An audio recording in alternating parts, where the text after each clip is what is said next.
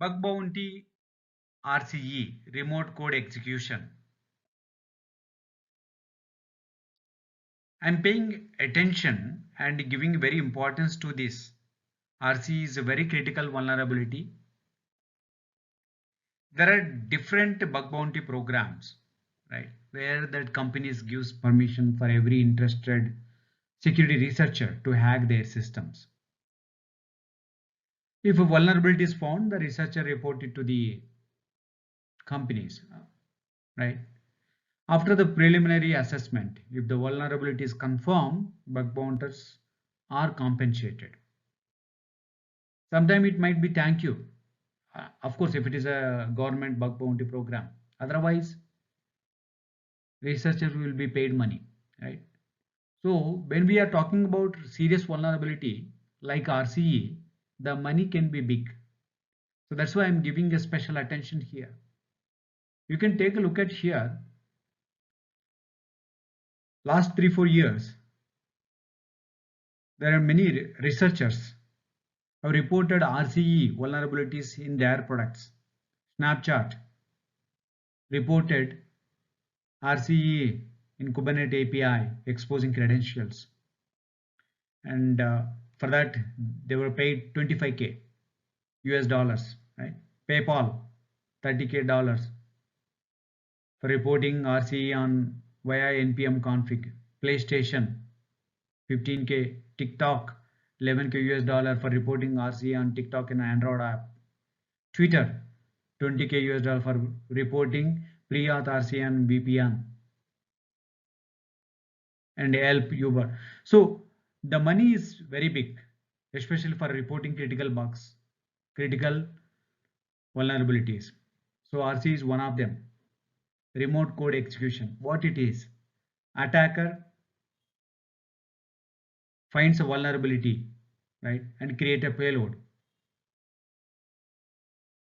And payload is sent to the vulnerable function or application. So here the payload it's like kind of like a script code. So that malicious code is executed on the server,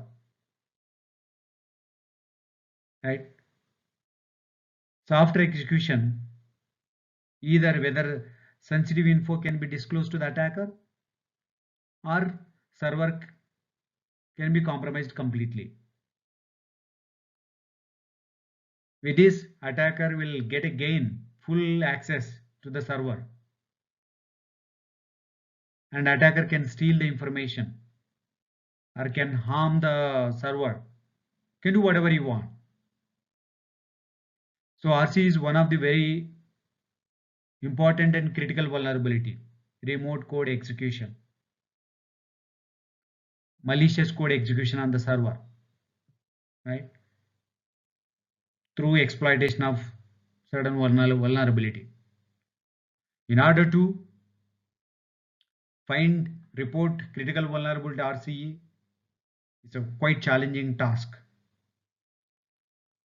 You need to understand this, you need to build site maps, you need to gather the information about the target, and you need to understand the backend servers and languages and form a payloads, and you need to understand what vulnerability it is. So accordingly you need to craft a payload and see you can exploit it. You can bypass authentication, and simply bypassing authentication may not be sufficient because there are certain resources access or executions will not happen for the normal users. So you need attacker need to escalate his privileges.